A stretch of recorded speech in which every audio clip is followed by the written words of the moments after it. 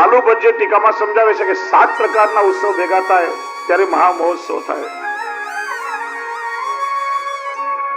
10મો સ્કંદ 5મો અધ્યાય 2 થી 9 શ્લોકમાં એનું વર્ણન કર્યું. વાચયિત્વા સ્વસ્તેનમ જાત કર્માત્મજસ્ય વૈ. બ્રાહ્મણો દ્વારા જાત કર્મ સ્વસ્તિ વાચન આદિ કરાવ્યા.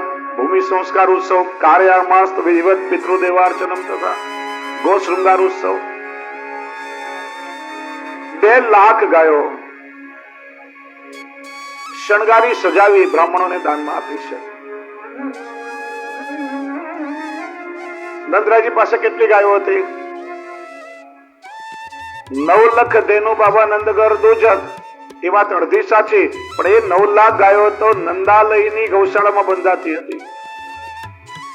નંદરાયજી પાસે 9 લાખ ગાયો ફક્ત નહીં હતી. જેમ આરબીઆઈ, એસબીઆઈ, સૌરાષ્ટ્ર બેંક એની બ્રાન્ચીસ હોય, શાખાઓ હોય, એમ નંદરાયજીની ખીરકનો પુષ્કળ વિસ્તાર હતો, ઘણી શાખાઓ હતી.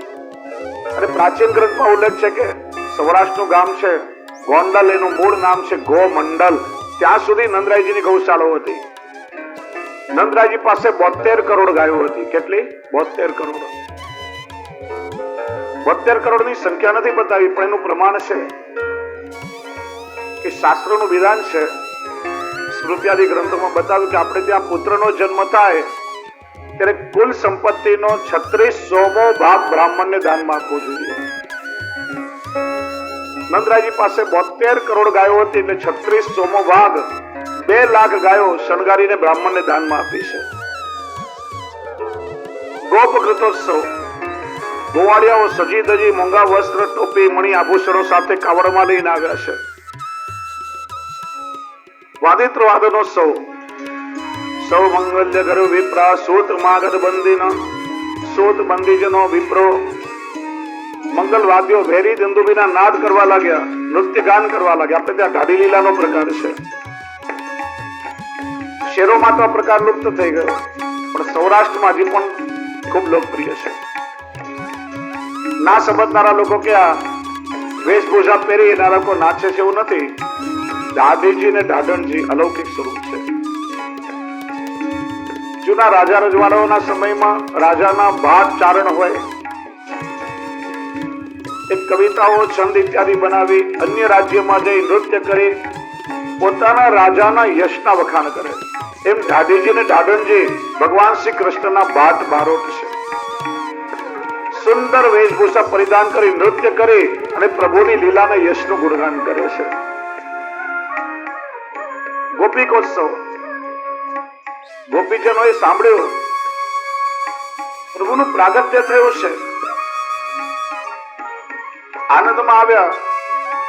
16 શણગાર સજીને તૈયાર થવા લાગ્યા, પણ સૌથી પહેલો શિંગાર પોતાના કાનમાં કર્ણફૂલ પહેર્યા છે. કારણ કે પોતાના કાનને ધન્ય માન્યા. પ્રભુના પ્રાગટ્યની વધાઈ આ કાનથી સૌથી પહેલા મળી છે. જીવાત્માનો સૌથી પહેલો સંબંધ પ્રભુની સાથે, પ્રભુના નામ સાથે આપણા કર્ણ દ્વારા જોડાય છે. આપણે ત્યાં 2 દીક્ષા છે. બાળકનો જન્મ થાય 40 દિવસ પછીનું શુદ્ધિકરણ થાય. જો બેનો સમજવા જેવું છે, બહુ જ આ બધી વૈજ્ઞાનિક પદ્ધતિ છે. બાળકનો જન્મ થાય, આ પૃથ્વીના વાતાવરણમાં બાળકને સેટ થતા 40 દિવસ લાગે છે. એમ બાળકનો જન્મ થાય ત્યારે કહેવાય કે માનો પણ જન્મ થાય છે. કારણ કે શરીરમાંથી બધી તાકાત સત્વ નીકળી જાય તો એના બોડીને રીજનરેટ થતા, ફરીથી એના શરીરને સેટ થતા 40 દિવસ લાગે.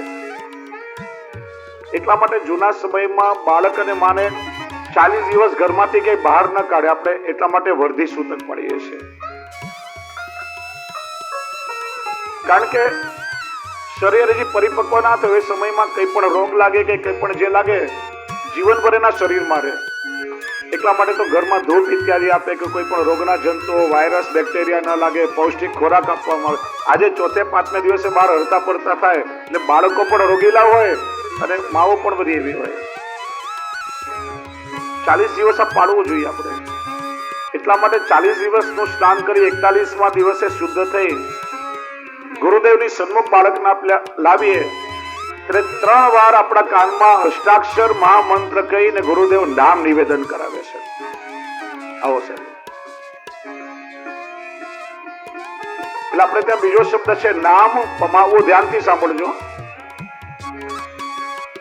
ઘણા વૈષ્ણવ આવે જે બાળકને કાનમાં ફૂંક મરાવી છે તો કે ફૂંક મરાવી તો જે મારતા હોય એની પાસે જાઓ, અમારું કામ નહીં.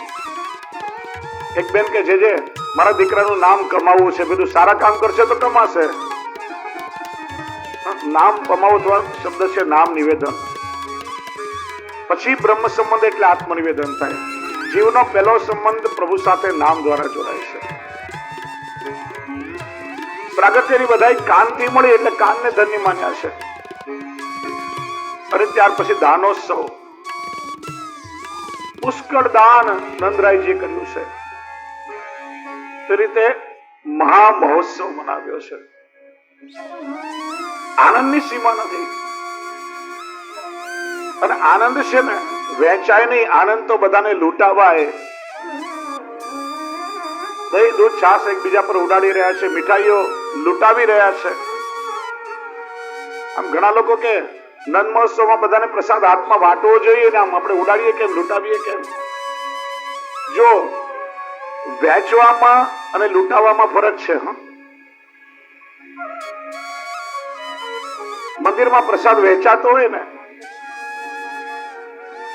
તો એ વહેંચનારના હાથમાં છે કે કોને કેટલો આપવો. પોતાના બહુ નજીકના કે લાગતા વળગતા હોય ને એને મુઠ્ઠી ભરીને આપી દે, અને કોઈની સાથે વાકું પડ્યું હોય ને તો ચપટી ભરીને આપે. વાટનારના હાથમાં છે કેટલો આપે. પણ જયારે પ્રસાદ લૂંટાતો હોય ને ત્યારે લૂંટનારના હાથમાં છે કે કેટલો લૂંટી શકે છે. અને આનંદ તો બધા લૂંટતા હોય, જોડી ભરાઈ જાય એટલો બધા લૂંટે. એટલા માટે આનંદ એકબીજાને ત્યાં લૂંટાવ્યો છે. સાથે મળી નૃત્ય કરી રહ્યા છે, વાજિંત્રો વાગી રહ્યા છે. આનંદમાં દેગેનું ભાન પણ કોઈને નથી. વ્રજના એક નાનકડા ગામમાં એક વિપ્રવર રહેતા હતા. એને સાંભળ્યું કે નંદરાયજીને ત્યાં લાલાનું પ્રાગટ્ય થયું છે, મા મના બની ગયા છે, બધાને અધિકમાં અધિક દાન આપે છે, બધા વ્રજવાસીઓના ઘર ભરાઈ ગયા. હું પણ જાઉં, આશીર્વચન બોલું, મને કઈક દાન મળે. ગોકુલ તરફ આવી રહ્યા હતા અને રસ્તામાં જોયું કોઈ હાથી પર બેસીને, કોઈ ઘોડા પર સવાર થઈને, કોઈ પાલખીમાં સજીને આવી રહ્યા હતા. અને બધા એ આનંદ વ્યક્ત કરતા હતા. નંદ ઘેરા નંદ ભયો જે કનૈયા નાલકી.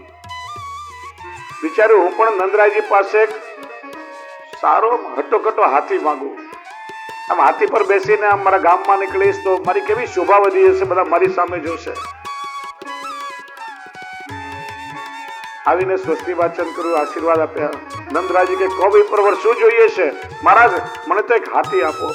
હસ્તીશાળામાં ચિઠ્ઠી લખી આપી. એક સરસ મજાનો જુવાન હાથી પસંદ કર્યો. કઈ રીતે એને ઉતાડવો, બેસાડવો, કઈ રીતે વાળવો, બધું સંચાલન માવત પાસે શીખી લીધું. હાથી પર બેસીને મલકાતો પોતાના ગામમાં આવ્યો. હવે એક નાનકડી શેરીમાં એમની ઝૂંપડી. હાથીમાં જાય ને એટલે બાર ચોકમાં ઉભો રાખ્યો. પેલા ગોરાણીમાં ઘરમાં રસોઈ કરતા હતા. આવીને કે અરે ભગવાન જો તો ખરા, હું શું લઈને આવ્યો? નંદરાયજી મને કઈ શું આપ્યું? શું લાવ્યા? લાવીને અહીંયા નહીં, બહાર આવીને જો. બહાર આવ્યા, શું છે આ? શું છે આટલો મોટો હાથી? ક્યારે તમારામાં બુદ્ધિ આવશે? આમ લગભગ ઘરમાં પુરુષોએ સાંભળવું જ પડે આ બધું. આના કરતા એકાદ ગાય લાવ્યા હોત તો આપણને દૂધ તો મળે. આપણે માંડ યજમાનની દક્ષિણા થકી આપણું પેટ ભરી હાથીને ખવડાવશો શું? હા, એ તો મેં વિચાર્યું જ નહીં. જાઓ જઈને પાછો આપી આવો. પેલા મોડું રટકાડીને પાછા નંદરાયજી પાસે આવ્યો. નંદરાયજી કેમ શું થયું? હાથી ના મળ્યો? મહારાજ મળ્યો તો ખરો પણ પાછો આપવા આવ્યો છે. કે આપેલું દાન અમે પાછું ના લઈએ. શું થયું? મહારાજ અમે માંડ અમારું પેટ ભરીએ, હાથીને ખવડાવશો શું? કે જાઓ હાથીની સાથે તમારા આખા પરિવારની જીવનભરની ભોજનની વ્યવસ્થા કરી આપી. પેલો તો રાજી થયો. પાછો હાથી પર બેસી મલકાતો ગામમાં આવ્યો. પેલા ગોરાણીમાં ચોકમાં જ ઉભા હતા કે મને ખબર હતી તમે લઈને જ પાછો આવશો. એ કે પણ તને ખબર નથી, નંદરાયજી હાથીની સાથે આખા પરિવારની જીવનભર ભોજનની વ્યવસ્થા કરી આપે. એ તો સાચું, પણ હાથીને બાંધવા માટે વિશાળ આંગણવાળું ભવન જોઈએ. આપણે રહીએ ઝૂંપડામાં, હાથીને રાખશો ક્યાં? કે હા, એ તો મેં વિચાર્યું નહીં. પાછા આવ્યા નંદરાયજી પાસે કે હવે શું થયું મહારાજ? હાથીને બાંધવા વિશાળ આંગણવાળું એક મોટું ભવન જોઈને અમે એક ઝૂંપડામાં રહીએ, રાખીએ કે આ પાછો લઈ લો. બસ એમ, જાઓ, તમને વિશાળ આંગણવાળું ભવન પણ આપ્યું. એ રીતે બધાની ઈચ્છા નંદરાયજી પૂર્ણ કરી. અને એટલા માટે એવું કહેવાય, જે સૌભાગ્ય મળવાનું છે આ સંસારની કોઈ સ્ત્રીને નહીં મળ્યું હોય. મારે વ્રજમાં જઈને પારણામાં પોઢેલા મારા પતિના દર્શન કરવા છે. બોલો, તમારામાંથી કોઈને સૌભાગ્ય મળ્યો? પારણામાં પોઢેલા પતિના કોઈ દર્શન કર્યા છે? લક્ષ્મીજી વિચારે કે મારે આ લાભ ચૂકવો નથી. વ્રજમાં આવ્યા, વિચાર્યું કે નંદાલયમાં જો પણ તો જો વ્રજનું એક એક ઘર નંદાલય લાગતું હતું. ઘેર ઘેર સ્વચ્છ રંગોળીઓ પૂરી હતી, ધ્વજા પતાકા ફરકતા હતા, તોરણ બંધનવાર બાંધ્યા હતા, એક એક ઘર સજાવ્યું. આમાં કયું નંદાલય છે? ઘરમાં અંદર પ્રવેશ કરવા જાય, ગોપી કમાડવાસીને બહાર નીકળતી હતી. કોણ છો? ક્યાં જવું છે? અરે મને ના ઓળખી, હું સ્વયં લક્ષ્મી. કે લક્ષ્મી છો તો નારાયણને ત્યાં જાઓ, અહીંયા શું કામ છે? ખબર નથી પ્રભુનું પ્રાગટ્ય થયું છે. લક્ષ્મીજી વિચારે, લક્ષ્મી બનીને બ્રજમાં આવીશ તો કોઈ મારો ભાવ નહીં પૂછે. જ્યાં સ્વયં લક્ષ્મીના નાથ પ્રગટ થયા હોય ત્યાં લક્ષ્મીનો ભાવ કોણ પૂછે? માલણ બની અને ઘેર ઘેર ઉત્સવના તોરણ બાંધવા લાગ્યા. જ્યાં તોરણ બાંધતા બાંધતા નંદાલયમાં આવ્યા, વિચારો કે અહીંયા બહુ ભીડ છે, આ નંદાલય છે. અંદર પ્રવેશ કરવા જાય, ગોપી બહાર નીકળે, ક્યાં જવું છે? હું માલણ છું, તોરણ બાંધવા. તોરણ બહાર બંધાય કે અંદર બંધાય? કે બહાર બંધાય. તો અંદર શું કામ છે? ખબર નથી, લાલન પોડી રહ્યા છે. જ્યાં તોરણ બાંધ્યું, પોડી જોયું, કોઈ નથી. દર્શન કરું, ફરીથી અંદર પ્રવેશ કરવા જાય, બીજી ગોપી નીકળી, ક્યાં જવું છે? માલણ છું. આ તોરણ બાંધ્યા ને એનો નેગ લેવા માટે યશોદાજી પાસે. બસ એટલી વાત. અરે યશોદા મૈયા લાલનને દૂધ અરોગાવે છે. ખોડો પાત્રો તમારો. લક્ષ્મીજીએ ખોડો પાથર્યો. કોઈ ગોપીએ પોતાના હાથના કંકણ, કોઈએ માથાનો ટીકો, કોઈએ હૈયાનો હાર, કોઈએ નાકની નથડી લક્ષ્મીજીની જોડીમાં પધરાવ્યા. લક્ષ્મીજી ક્યારેક પોતાના ખોડા સામે જોયે, ક્યારેક ગોપીના મોઢા સામે જોયે, વિચારે કે આ દુનિયાના લોકો મારી પાસે પોતાની જોડી ફેલાવે છે, પણ આ વ્રજની ગોપીઓ આજે લક્ષ્મીની જોડી ભરી દીધી. પ્રભુના દર્શન કરી કાયમ માટે નંદરાયજીના કોઠારમાં લક્ષ્મીજી વસી ગયા છે. નંદરાયજી જેટલું દાન આપે એનાથી અધિક પાછું પ્રગટ થઈ જાય. વ્રજમાં ક્યારે ધન ખૂટ્યું નથી. એટલા માટે કહ્યું, જયતિ તેધિકમ જન્મના વ્રજ શ્રેયત ઇન્દિરા શશ્વદત્રહી. ઇન્દિરા એટલે લક્ષ્મી નિશ્ચિત દાસી બની પ્રભુની સેવા કરવા માટે વ્રજમાં રહ્યા છે. શિવજીએ વિચાર્યું, હું પણ પ્રભુની આ લીલાના દર્શન કરું. શિવજી પરમ વૈષ્ણવ ભક્ત છે. વૈષ્ણવાનામ યથા શંભુ. જ્યારે જ્યારે પ્રભુના અવતાર થયા, શિવજી દર્શન કરવા માટે આવે છે. રામ અવતારમાં જ્યોતિષ બનીને, કૃષ્ણ અવતારમાં જોગી બનીને. આજે પણ બાલ લીલાના દિવસોમાં પુષ્ટિ માર્ગમાં જોગી લીલા ગવાય છે. જેમ ઢાડી લીલા, એમ કીર્તનકારો શિવજીની વેશભૂષા પરિધાન કરી નૃત્ય કરતા જોગી લીલાનું ગાન કરે. અનેક પદો આપણે ત્યાં સુરદાસજીના એમના જોગી લીલાના છે. શિવજી જટાજૂટ જોગીનું રૂપ લઈ પ્રભુના દર્શન કરવા નંદાલયમાં આવ્યા. દ્વાર પર આવીને કે અલગ નિરંજન, મૈયાને એમ કોઈ યાચક માંગવા આવ્યો છે. ચાંદીની થાળીમાં સોનાના સિક્કા ભરી મૈયા દાનમાં દેવા આવ્યા. શિવજી કે મૈયા, ये दान मुझे नहीं चाहिए, मुझे तो आपके लल्ला के दर्शन करने हैं. મૈયાએ વિચાર્યું, આ જટાજૂટ જોગી, કંઠમાં કાળો ભુજંગ છે, અરે આને જોઈને તો મારો લાલો ડરી જશે, આખા શરીર પર ભસ્મ લગાડી છે. बाबा मेरे लाला के दर्शन नहीं कराऊंगी, धन चाहिए इतना मांग लो. शिव जी के मैया मैं दर्शन किए बिना वापस नहीं जाने वाला हूं.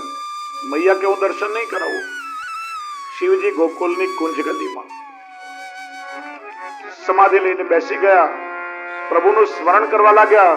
હું પણ જોઉં કે આજે પ્રભુને મને દર્શન દેવા છે કે નથી દેવા. પ્રભુએ લીલા કરી, પારણામાં પોડ્યા પ્રભુ જોર જોરથી રડવા લાગ્યા. મૈયા દૂધ પીવડાવે તો દૂધ ના પીએ, ગોપીઓ રમકડે રમાડે, લાલો શાંત ના થાય. વૈદ્યોને બોલાવ્યા, હકીમોને બોલાવ્યા, ઔષધિયા પાયા, પણ લાલાના રડવાનું બંધ ન થાય. આખું ગોકુલ ગામ ગાંડું બનાવ્યું, પણ પ્રભુનું રડવાનું બંધ ન થાય. કોઈ ગોપીએ કહ્યું, મૈયા જે દીથી પેલો જોગી આવ્યો હતો ને તે દીથી આ લાલો રોગી છે, લાગે છે પેલા જોગીની નજર લાગી છે. જેની નજર લાગી હોય એને ઉતારવા બોલાવો. અરે ગોપીઓ જાઓ, કોઈ જોગીને શોધીને લાવો. ગોપીઓ નીકળી પડી. શિવજી ધૂની રમાવીને બેઠા છે, પ્રભુનું સ્મરણ કરી રહ્યા છે. ગોપીઓ કે બાબા મૈયા આપકો બુલા રહી હૈ, જલ્દી ચલિए.